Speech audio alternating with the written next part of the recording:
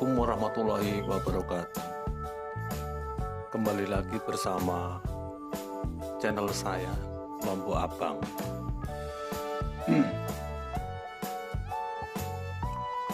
Jadi sekarang kita akan membahas tentang cara agar daun tampak hijau segar dan tampak kokoh. Jadi kita lihat di sini, walaupun ini lahan tergenang, ini daun masih tampak segar. Ini padahal ini bulan Januari, tanggal 9, ya tanggal 9. Ini masih, ya namanya Januari, masih hujan sehari-hari. Dan alhamdulillah masih lancar. Alhamdulillah patek tidak ada, 1-2 lah ada. Tidak menutup kemungkinan memang ada. Terus layu bosarip alhamdulillah nggak ada, cuman kemarin ada busuk batang aja. Itu pun cuman 0-1% aja. Nah, untuk yang daun ini sekarang kita lihat daunnya tampak seger, hijau dan tampak kokoh. Nah, ini rahasianya apa? Sebenarnya sederhana. Kita nggak usah beli. Sekali lagi saya itu berkali-kali saya katakan, saya itu bukan sales. Saya salesnya Gusti Allah aja.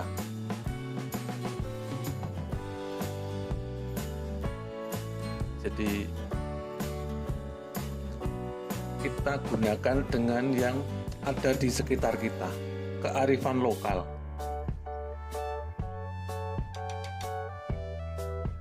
Kita lihat di sini batangnya juga kokoh.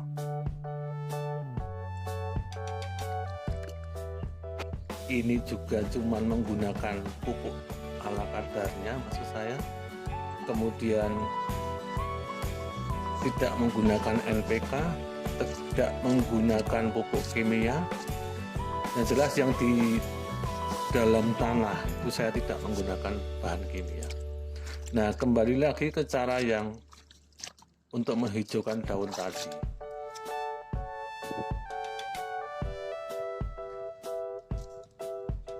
Jadi gini ya, di awal saya menggunakan air bangkai. Dalam judul itu ada, di thumbnail itu ada daun air bangkai. Jadi gini, ini sebenarnya asam amino. Kalau saya menyebutkan asam amino, pasti Anda akan berpikir di mana belinya, harganya berapa. Makanya di channel ini saya tidak mengajarkan, kita hanya belajar bareng. Sekali lagi kita hanya belajar bareng, bukan sales. Sekali lagi saya itu bukan sales. Salesnya Gusti Allah. Kita belajar bareng. Dan juga saya itu tidak ngemis-ngemis subscribe. Saya memang petani. Ini konten ini ya di lahan saya, jadi saya bisa menerangkan. Kalau ada pertanyaan, insya Allah saya jawab. Jadi air bangkai itu apa? Itu asam amino. Kembali lagi ke tadi, kalau saya menyebutkan asam amino, pasti Anda akan berpikiran gimana, harganya berapa, di mana belinya. Tapi kalau saya menyebutkan air bangkai, kita akan belajar, oh air bangkai itu apa. Jadi gini, ini ada air bangkai dari keong. Kemudian kebetulan istri saya pas masak itu, kepalanya itu biasanya tidak dimasak, itu saya jadikan air bangkai. Saya campur dengan air, kemudian saya kasih gula sedikit, saya biarkan berbulan-bulan, dah gitu aja. Jadi cara kerjanya ya, kalau Anda tahu mall ada mol pisang, mol nasi. Ini sebenarnya sama. Ini mol ikan asin, mol keong sawah, keong emas, dah gitu aja. Kita tidak menggiring opini untuk berbelit-belit. Kita hanya menggunakan yang mudah dipahami aja. Oh, air bangkai. Dah gitu aja. Kalau digiring ke pakai propaganda sales-sales, oh itu asam amino, jadi dibuat mumet kita. Seakan-akan harus dan terkesan ini harus beli. Jadi menggiring opini kita harus membeli produk. Padahal kita bisa membuatnya. Sekali lagi, ini enzim yang mengandung asam amino. Nah, kalau pertanyaannya gimana caranya? Ya itu tadi, pada prinsipnya kayak kita membuat mol. Atau kalau mol itu ada campuran E4, sama saja.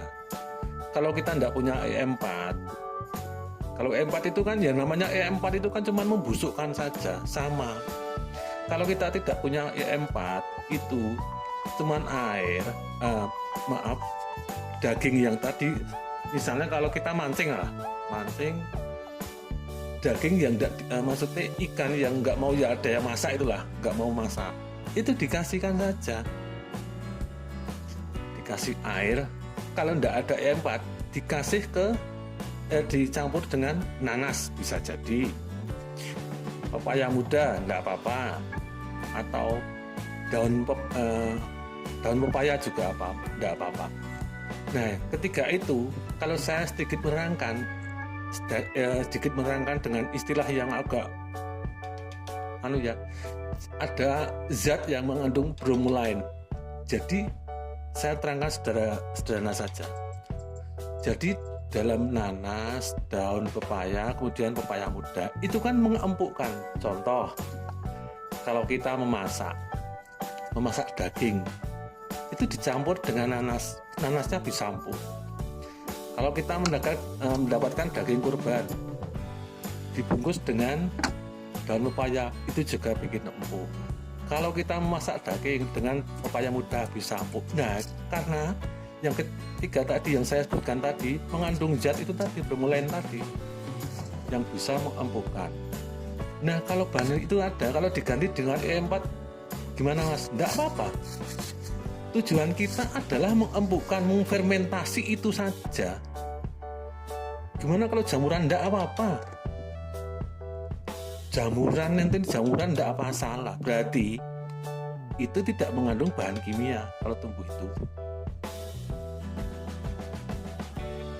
Untuk takarannya,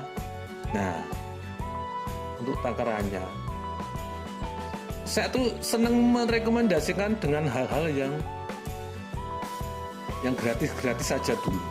Saya tidak ada yang endorse, yang bayar tuh enggak. Kalau saya kocor dulu, saya menggunakan Jakaba satu cangkir itu ya, cangkir air minuman, air kemasan, satu gelas air mineral lah, tuh ditambah ini air bangkai 5 sendok, tidak apa-apa. Tujuannya apa? Nah, sekarang tujuannya, kegunaannya mungkin. Jadi asam amino itu atau air bangkai itu kan hubungannya dengan kekuatan dan daya tahan. Jadi nanti dahan-dahannya, ranting-rantingnya itu bisa kuat. Kemudian daunnya bisa hijau-hijau segar, hijau agak tua segar itu. Jadi terlihat kokoh. Seperti kita lihat, ini daunnya, ini tidak menggunakan obat sama sekali. Saya pernah, jujur saja saya pernah beli, cuman belumlah, masih itu tidak saya gunakan. Jadi cuman itu tadi.